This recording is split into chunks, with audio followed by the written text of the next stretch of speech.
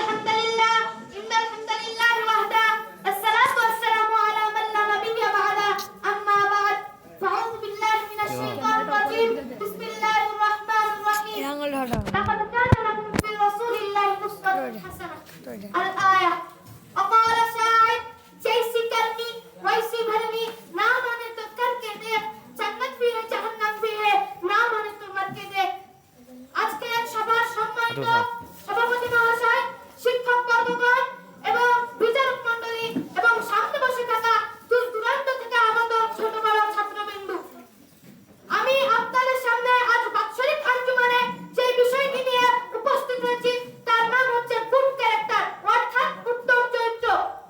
First of all আমরা সর্বপ্রথম জানবো যে হোয়াট ইজ ক্যারেক্টার, উত্তম চরিত্র কি বা কি জিনিস। উত্তম চরিত্র হলো একজন মানবের মানবতা, উত্তম চরিত্র হলো একজন মানুষের পরিচয়, অর্থাৎ যে ব্যক্তি কুরআন ও সুন্নাহ হাদিস মেনে চলে সেই ব্যক্তি হচ্ছে একজন উত্তম চরিত্র অধিকারী। একজন মুসলিম হতে পারে উত্তম চরিত্র অধিকারী, আপনি হতে পারেন একজন উত্তম চরিত্র অধিকারী এবং কি আমরা সকলেই হতে পারি একজন উত্তম চরিত্র অধিকারী। উত্তম চরিত্র টাকা পয়সা দিয়ে কেনা যায় না, উত্তম চরিত্র ধন সম্পদ দিয়ে কেনা যায় না। উত্তম চরিত্র অধিকারী হওয়ার জন্য আমাদের কিছু গুণ অর্জন করতে হবে। তার মধ্যে প্রথম নম্বর গুণটি হচ্ছে modesty is a Nobel quality, অর্থাৎ বিনয়ী ও নম্রতা।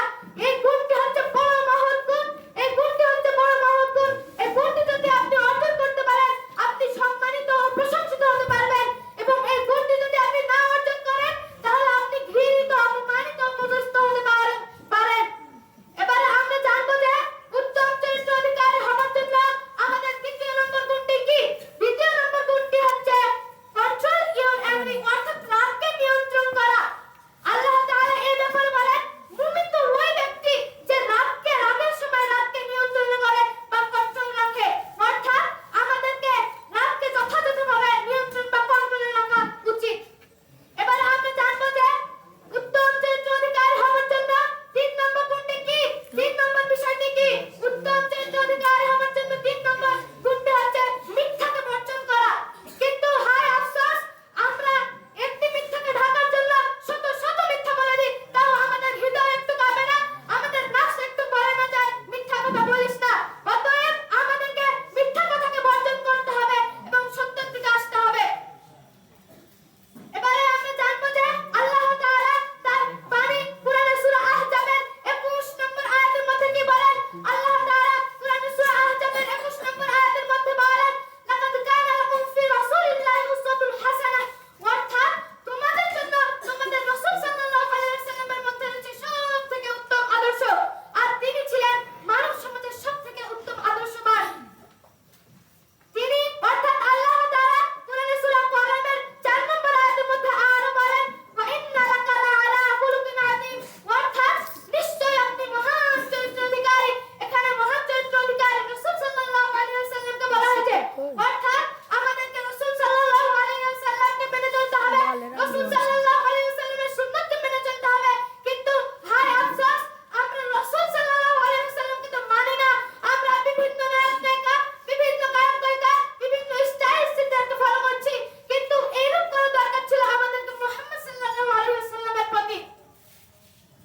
এবারে আমরা জানবো যে উত্তম চরিত্র অধিকারী যদি আমরা না হতে পারি বা ওই গুণটি যদি আমাদের না থাকে তাহলে আমাদের কি কি ক্ষতি হতে পারে। এই ব্যাপারে একজন ইংলিশ কবি বলেন money loss is nothing loss, money loss is nothing loss, health loss is something loss, but কিন্তু character loss is everything loss. টাকা নষ্ট হয়ে গেলে কিছু নষ্ট হয় না, শরীর খারাপ হলে সামান্য পরিমাণ কিছু ক্ষতি হয়, কিন্তু আপনার যদি ক্যারেক্টার চরিত্র নষ্ট হয়ে যায় আপনার সবকিছু নষ্ট হয়ে যাবে। এই ব্যাপারে মুহাম্মদ সাল্লাল্লাহু আলাইহি ওয়াসাল্লাম কে একদা এক ব্যক্তি জিজ্ঞেস করলেন, হে মুহাম্মদ সাল্লাল্লাহু আলাইহি ওয়াসাল্লাম, আল্লাহর কাছে সবথেকে প্রিয় বান্দা বা প্রিয় কাজ কোনটি? আল্লাহ রাসূল উত্তরে জবাব দিলেন উত্তম চরিত্র ও তাকওয়া, অর্থাৎ এখান থেকে আমরা বুঝতে পারছি যে আল্লাহর কাছে সবথেকে প্রিয় জিনিস বা কাজ উত্তম চরিত্র। অতএব আমাদেরকে উত্তম চরিত্র অধিকারী যে কোনো মূল্য হতে হবে। আল্লাহ তাআলা